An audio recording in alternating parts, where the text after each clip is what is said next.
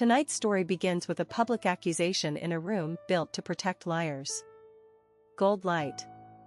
Old money smiles. And one daughter standing alone under the chandeliers. Evelyn Vale was already braced for gossip. She was not braced for her sister's voice, cool and carrying across 200 guests. If the transfer is missing, perhaps Evelyn can explain it. She had access to mother's files.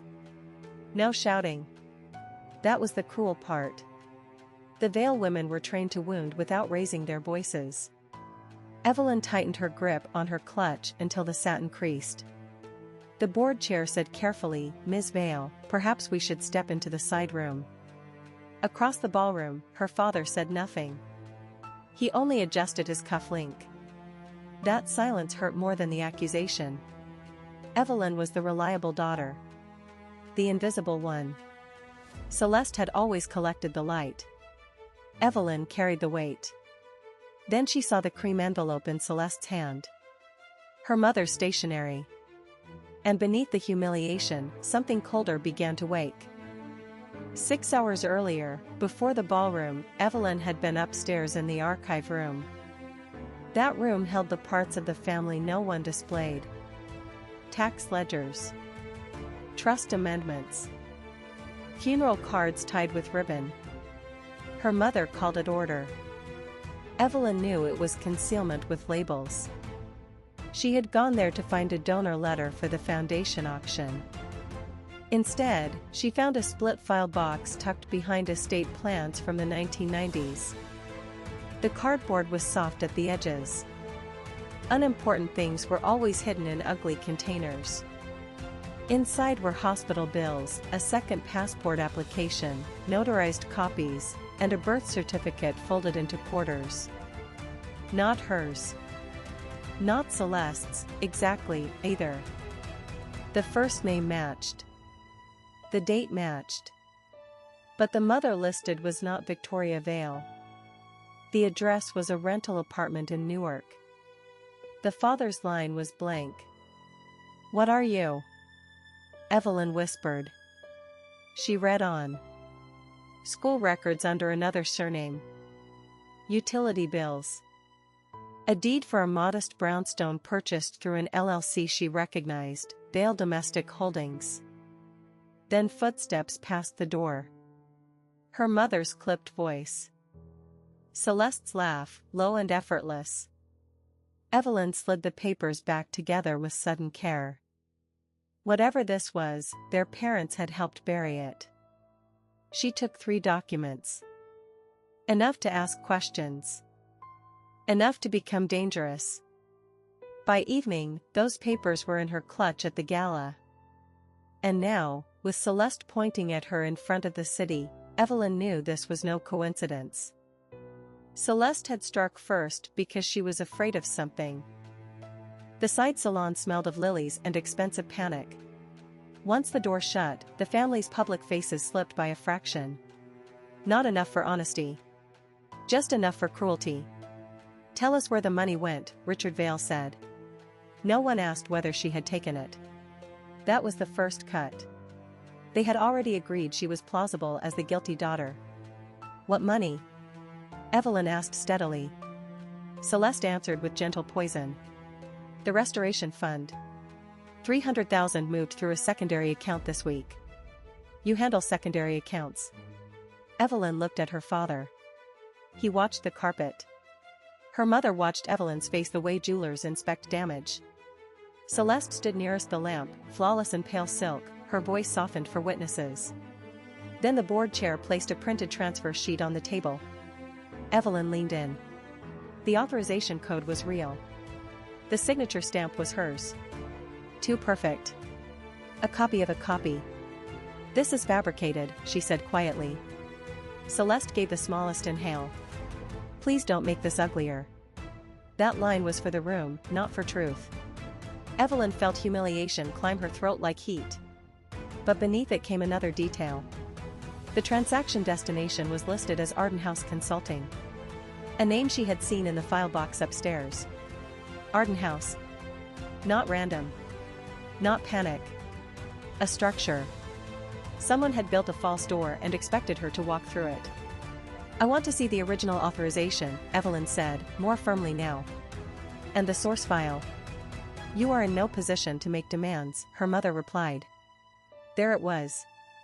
The family rule. Truth belonged to the person with better posture. Evelyn lowered her eyes for one beat, as if yielding. Celeste almost relaxed. That was her mistake. They did not resolve the accusation in private.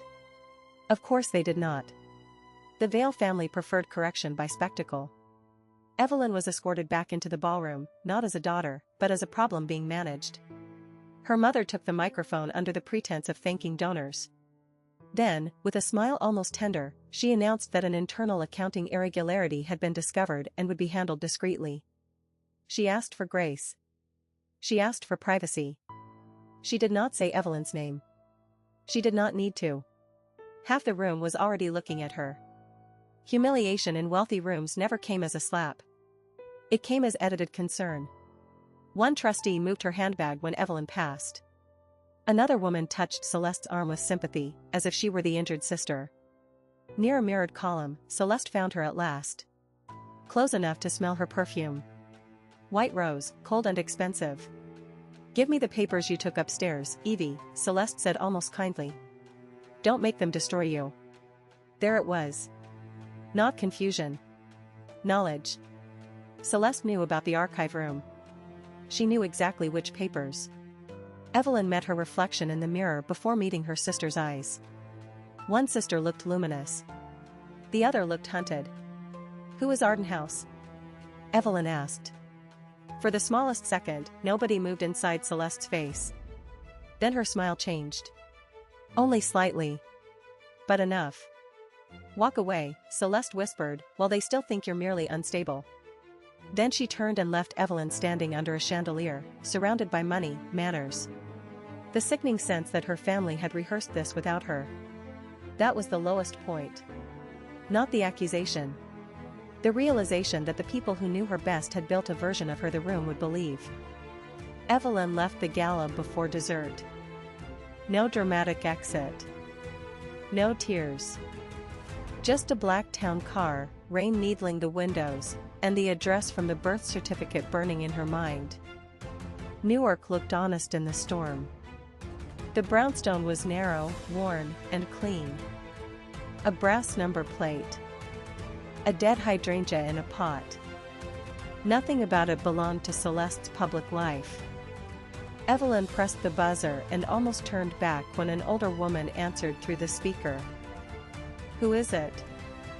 "I'm looking for Celeste," Evelyn said carefully. "I think you may know her by another last name." There was a silence. Then the lock buzzed. Marlene Jacobs opened the door in house slippers and a wool cardigan. Her eyes landed on Evelyn's gala gown, then on the documents in her hand. Something old and tired moved across her face. Recognition. "So the rich family finally sent the other daughter," she said.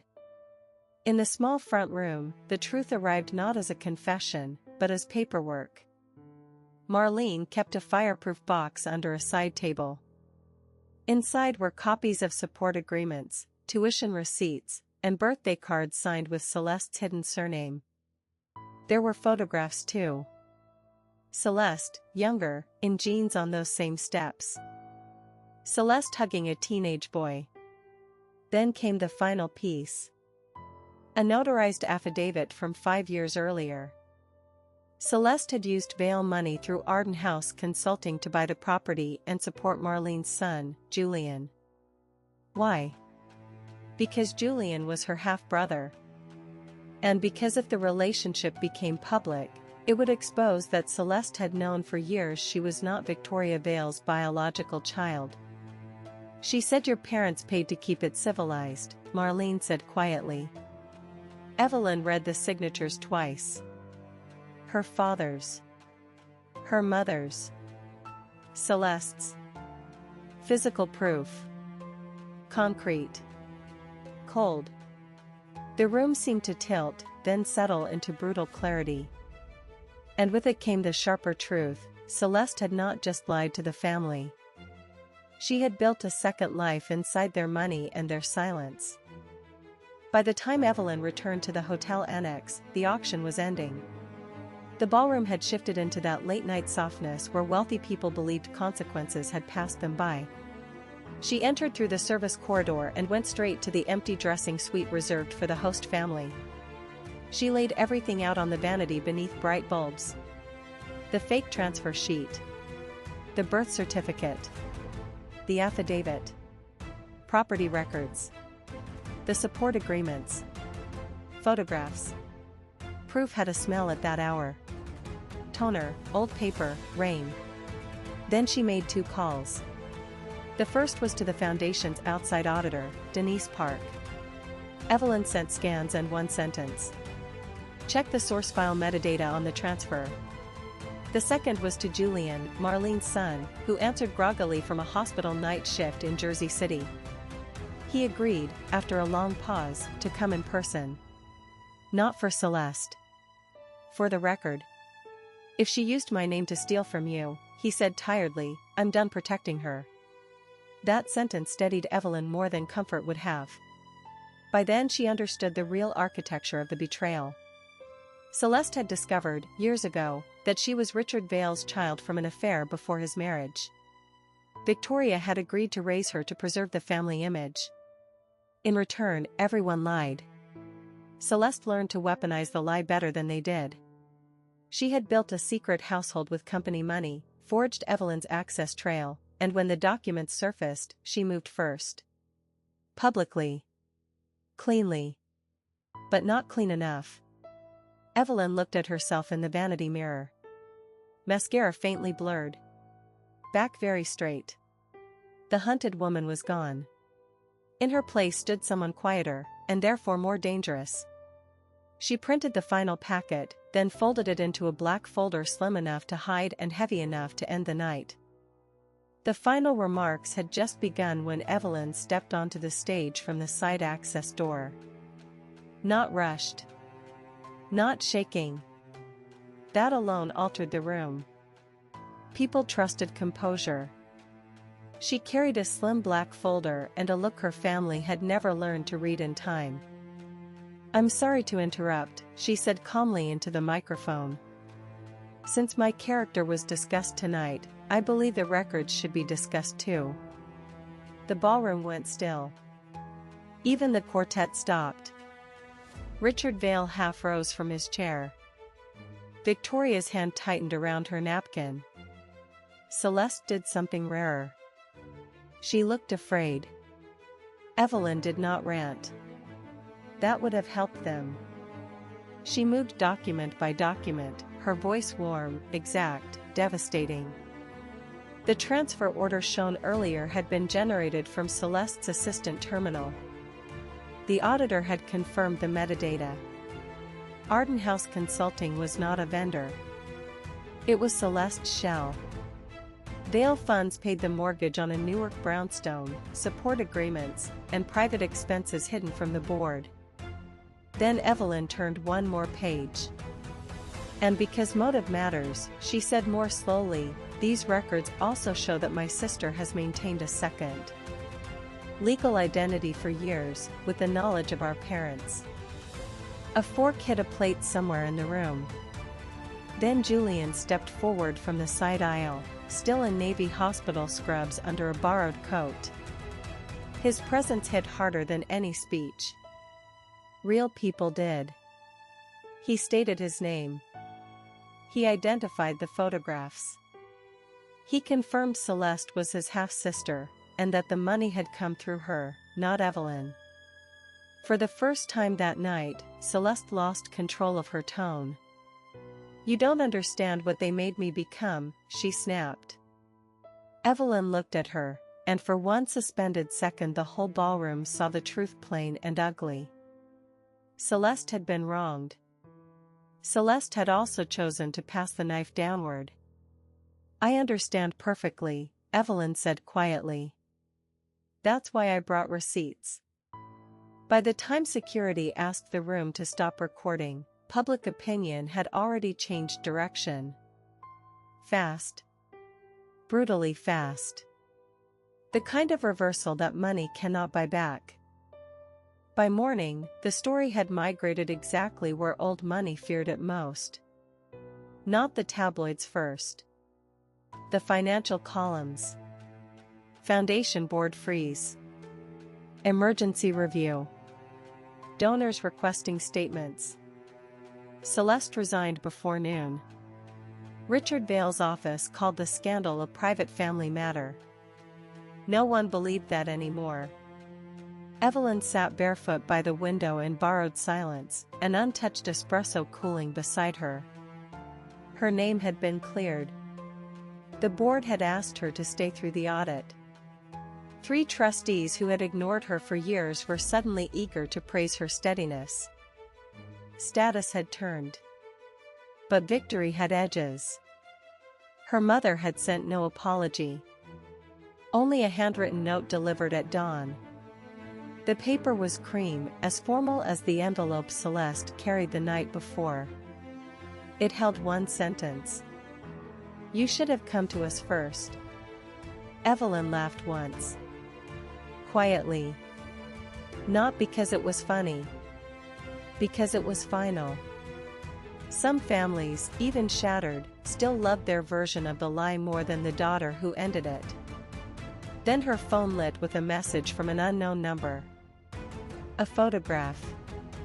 An older file box on a closet shelf, labeled in black marker, Mother/1987. No text. No explanation. Just one more buried room, opening its door. She looked out over the pale city and did not smile.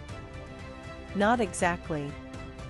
Power had returned to her hands, but grief stayed where it was. She had won the room, the record, and her own name back. She had not won a family worth keeping. Justice arrived in silk and paper, and it still left a bruise. Yet for the first time, the bruise was proof that she had survived.